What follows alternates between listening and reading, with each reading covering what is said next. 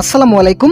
আজ এমপিওভুক্ত শিক্ষকদের জুন মাসের বেতন ব্যাংকে জমা হয়েছে এবং কবে থেকে আপনাদের নিজ নিজ ব্যাংক অ্যাকাউন্টে আপনাদের বেতন মূলত জুন মাসের বেতন পেয়ে যাবেন, এ বিষয়ে আজকের এই ভিডিওটিতে বিস্তারিত আলোচনা করতেছি।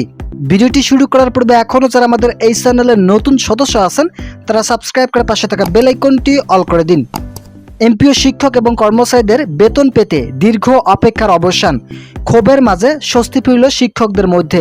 অপেক্ষা এবং অসন্তোষ এরপর অবশেষে এমপিওভুক্ত শিক্ষক ও কর্মচারীদের জুন মাসের বেতন আজ 18 জুলাই থেকে সংশ্লিষ্টদের অ্যাকাউন্টে জমা হওয়া শুরু করেছে।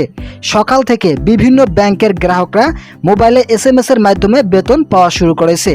অনেকেই ইতিমধ্যে নিজ অ্যাকাউন্টে বেতন জমা হওয়ার তথ্য পেয়েছেন, তবে এখন পর্যন্ত কেউ কেউ বেতন পায়নি, যা ব্যাংক ভেদে অর্থ হস্তান্তরের সময় ব্যবধান এর কারণ হয়ে থাকে। সাধারণত রাষ্ট্রায়ত্ত ব্যাংক যেমন জনতা, সোনালী, প্রবাসী ব্যাংক, এই ব্যাংকগুলোতে বেতন আগেই প্রদান করা হয়।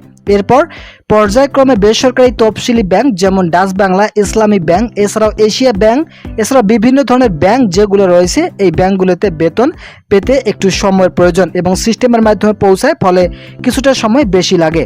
ভিডিওটির এই মুহূর্ত পর্যন্ত এসেও যারা এখন পর্যন্ত আমাদের এই চ্যানেলটি সাবস্ক্রাইব করেননি তারা অবশ্যই আমাদের এই চ্যানেলটি সাবস্ক্রাইব করে পাশে থাকা বেল আইকনটি অল করে দিন, যাতে আমাদের এই চ্যানেল থেকে সকল ধরনের এমপিও চাকরির খবর সবসময় সবার আগে পেতে পারেন। তবে সবচেয়ে উদ্বেগজনক বিষয় হচ্ছে জুন মাসের বেতন প্রদানের এই দেরির বিষয়ে শিক্ষা মন্ত্রণালয় কিংবা মাধ্যমিক ও উচ্চশিক্ষা অধিদপ্তরের পক্ষ থেকে কোনো পরিষ্কার ব্যাখ্যা এখনও দেওয়া হয়নি।